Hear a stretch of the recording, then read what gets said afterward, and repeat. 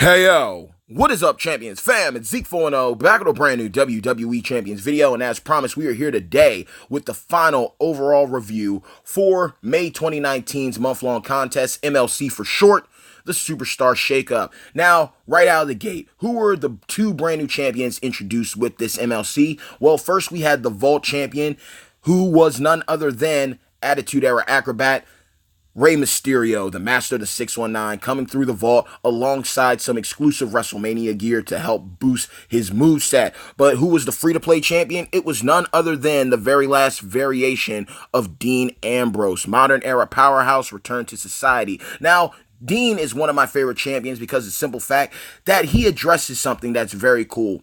We have certain champions in this game that are niche champions. No matter how you want to say it. In other words, they aren't meant to be god tier champions, and usually when it comes to free to play champions anyway, that's usually the case. They're not god tier, they're usually mid level, but with the proper boost during the MLC, they basically act like god tier so you can invest in them and use them to clear content. But Dean is going to be a guy whose effect on the game is going to be everlasting because he is the answer to multiplied gem champions. He has the eye poke, the one charge red move, where every single turn he's going to get an opportunity to take an opponent's multiplied gems and turn them into blast gems. Now, this is important to keep in mind because there are a lot of top tier multiplied gem champions like Baron Corbin, the Anvil, Jimmy Uso, Rey Mysterio, Kalisto. All these guys run multiplied gems, and even Showboat legend Ric Flair, Slick Rick, who I showcase in the gameplay videos displaying this defensive build. He is a solid option to take down multiply gem champions. And granted, there's more than likely going to be a god tier champion variation of this kind of niche when it comes the time. So in other words, there's probably going to be another champion that comes out later that's going to be top tier, but he's basically going to be a replica of Dean. Look, you already got him. He's going to come in handy because you are going to be facing off against people who are going to be running multiply gem champions. So that's always something good to have in your back pocket, especially if there's future feuds that are going to be requiring multiply gem champions. Well, guess what? You can bring Dean to the party and he's going to get it done. And this was actually very something subtle that champions did. And this is my opinion about this. They gave us a free-to-play champion that could beat the Vault champion. And that's what it makes Dean so important. Dean is literally not a god tier champion, but he's able to take out god tier champions, and that's what I like. He is literally given to you so you could take out Rey Mysterio. And what was very fun and exciting about Dean is just the fact that this was one of the best designs of a character I've seen in a long time, especially being free to play, and it was a good showing for Dean in the conclusions of him no longer being a part of WWE. Now, when it came to this month-long contest, limited time tours, like, oh my God, paywall anyone. There were requirements that many people were able to cover. Granted, you had chances to use different characters like Booker T, Braun Strowman, Luke Harper, Diesel, the Lucha Dragons, Sin Cara and Kalisto, the Game, Triple H. You had multiple opportunities to use certain champions, but there were also champions that were behind a paywall, or you just had to have some real killer luck during the MLC times where those champions were available. And that's one thing that made this kind of awkward to do because not everybody was truly able to participate this MLC because you needed guys like Dusty Rhodes, the American Dream. You needed guys like Randy Savage. You needed guys like, pardon me, right on the tip of my tongue, Elias. You needed guys like Elias, and these were guys that were offered on banners beforehand. They are guys that were offered as MLC rewards, so it was hard to come by these champions unless you put up the disposable income when their banners came around so that you can do it. But what was the messiest situation? Well, we had the Ultimate Deletion Blitz and Luke come through, and that was the Woken Matt Hardy debut modern era trickster, and it did not go well at all. It was basically a blatant paywall. People were spending thousands of dollars trying to get Matt, and they couldn't get him, and that was bad. Like literally, when you had top top 20 faction mates sitting back and saying, screw this, I'm done. Yeah, it was a bad look, because during that time we were getting hit with a steady stream of pay to play, disposable income deals, whether it was dealing with pools, whether it was dealing with tokens. It became exhausting, and a lot of great players ended up quitting the game because of those deals. A lot of people were looking forward to seeing Woke and Matt, and by the end of it all, they were uninstalling the game, and they have moved on to other things. And what made it worse was, with all the deals that they were throwing at us, a lot of people did start jumping to conclusions, thinking that maybe Champions was like shutting down and they were just trying to grab their money and go. And even I addressed this, because that's what certain games do with mobile games. It isn't a platform system game, so people always need to keep that in mind. But we were able to weather the storm. It was bad, but Champions started turning things around for certain. We had the Money in the Bank contest come through. We had the Stone Cold Summer Shindig come through, and we also saw the debut of a new mechanic with Flash Feuds. And let me tell you, Flash Feuds were by far one of the best ideas to come into Champions.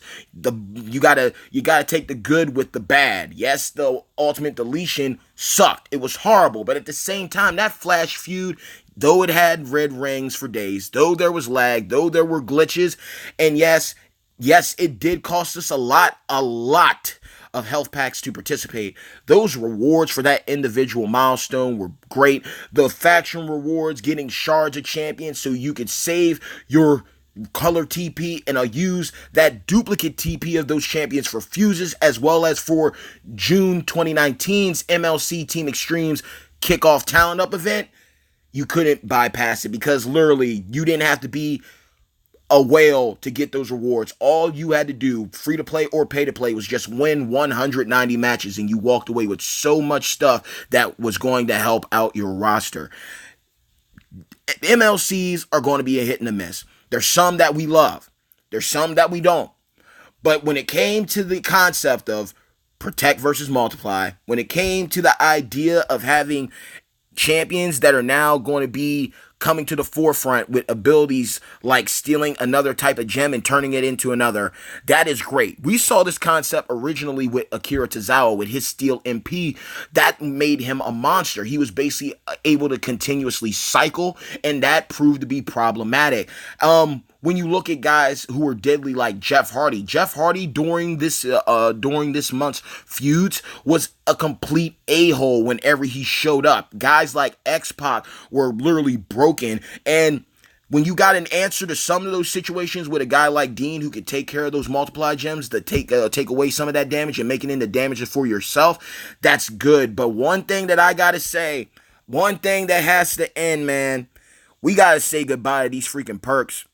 These perks are ridiculous. These perks are costly. These perks ruin the game. If you haven't looked at the perks yet for June's Team Extreme MLC, you better take a breath before you go and make yourself aware, because Showdown Mode, they said that there's going to be a brand new update to that tournament, but it's not looking too good for anybody right now. And even with a brand new update to that tournament that's supposedly coming, the perks that are applied for Showdown Mode are not going to make things anything better or anything easier. Pardon me for that. But yeah, I mean, perks were fun when they started out, but I don't want to see perks again. But we're going to get them again for June.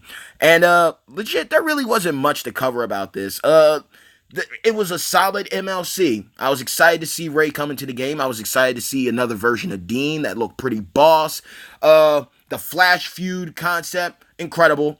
If they continued to, those are the kind of milestone rewards everybody should be getting all the time. Because then it wouldn't matter if you finished last or at number one. Everybody would get proper due for what they contributed towards their faction. But that's literally it, man. This MLC was literally a cash wall. It was. You had the Star Wars deals. You had the exclusive Weekend Warrior deal. You had the surprise Ronda Rousey banner. You had a bunch a bunch of banners closing out the Flash feud. There were like 4 different volumes of the Flash feud fire sale loot, as you can see right here. They've already taken down the vault. And you know, this is one thing that does bother me. It's like, okay, I get it. You have to get ready for Team Extreme. You got to get ready for June's MLC. But at the same time, man, with how everything went down throughout the month, I think it would have been better to leave those contests up a little bit longer so people actually had a more cleaner shot of walking away with all the proper rewards every single time, or having a better shot at getting Ray and his gear. But it is what it is. When it came to these Flash feud fire sale loot banners, absolutely busted. Some of the best banners I've seen in a mighty long time.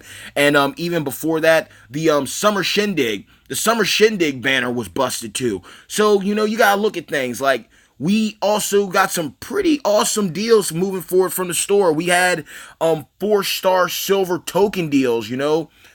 You would literally were able to accumulate a couple of them just by spending $10.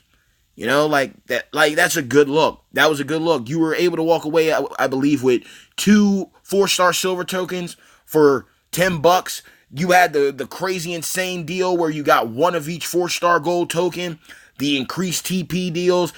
The deals became better. They went from being deals that were like, oh, take my money, to, look, yes, this is a business, but we're now going to start giving you deals in the store that when you do spend your money, you'll understand why it was worth investing. And that's something that I like to see.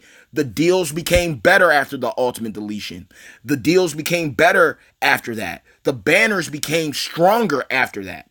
Champions changed things around. I saw so many people pulling 4 stars this weekend. It was a beautiful sight to see. People new and old, intermediate, were all getting 4 stars. Getting 3-star fuses. Like, the RNG improved. We don't see the drop rates, but the quality of life did improve. It started out rough. It started out rough for sure. Midway, it was a breaking point. But Champions pushed past it and basically let us know we're not going anywhere, and we are listening to you, and we are going to make things better moving forward. And we're going to try some things out, whether it works or not, like the Flash feud, whether it works or not, it's a different experience. And sometimes that's all you're looking for, different ways. Making improvements to something that you already have that ends up benefiting everybody is always a good look. Improved on the milestone rewards. You improve the concept of faction feuds. Instead of it going from 5v5 to 2v2, now we have different periods to feud. You could feud during the day. You could feud during the night. You could hit a certain feud where you have the strongest category of champions or classes. That is what makes a game fun, switching it up so it's not the same play-by-play every single day. But this is the video. I don't even care how long it was. We had to go and cover this.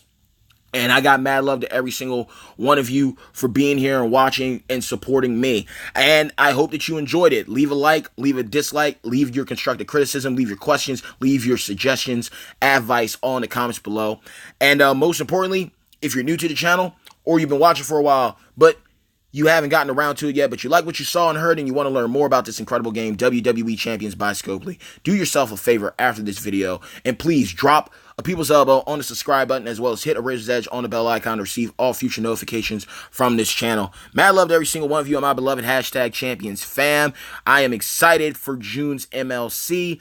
I am really hoping to get that 3-star silver variation Alita. Best believe your boy is going to be trying his best to get it done when it comes to this MLC's kickoff talent up event. The rewards are looking pretty good. I think I have a solid chance of getting her. I'm going to do the best I can to get her so I can provide y'all with that gameplay that you need so you can know if she's worth it or not. But outside of that, y'all, I'm excited for what's going to happen next. I'm truly excited to see what happens with Champions. Things started off rough in May, but things ended on a strong note moving forward into June. So let me know what y'all think. Let me know what you think about Lita being the next free-to-play MLC champion. Let me know what you think about Edge being the next Vault champion. And let me know what your thoughts are on the new Kurt Angle. This is going to be great. This is going to be solid. But salute to you, Dean, because this is the conclusion of this MLC. You're no longer in the WWE. You're now AEW's very own Jon Moxley. But let me tell you, you got me through a lot of content. You're one of my favorite wrestlers always. And I'm glad that I got to go out in style with you one last time. And I'm glad that many people were able to get you. This is like one of those champions you do not sleep on. We might start seeing, maybe Lita's going to be the same way. Maybe she's going to be the same way because in June's 2019 MLC is Power versus Gem Break. What is Lita going to do? What is her abilities going to be? What are her links? What is her moveset going to be? Is she going to be a female? Is she going to be a technician with power gems? Fast charging technician with power gems that could be spammed, kind of like how Asuka does her countdown gems. It could be possible. Or could she be a gem break champion? Is she going to be able to cycle like the likes of Rey Mysterio and Jeff Hardy? There's a lot of answers that are waiting to be given as we move forward, but I am truly excited to see what happens next. So, mad love to every single one of you. Good pulling, good feuding, good blitzing. And I hope that I hope that you all enjoyed May 2019's month-long contest, MLC for short, the Superstar Shakeup. Whether the good times or bad, I hope you walked away with some solid pulls from that vault. I hope that you were able to get Ray and his gear. I hope that you had a great time during the Showdown Mode tournament and made the best of it where you could. I hope that you were able to capitalize with the Summer Shindig and the Money in the Bank. I hope that you were able to get lucky with the Flash Feud Fire Sale loot pulls. I just want everybody to win. And I hope that you all are having a good time. So let's go ahead and see what's happening right now in June, because it's about to go live very soon. Peace. Top 100 coming. Crowned Era.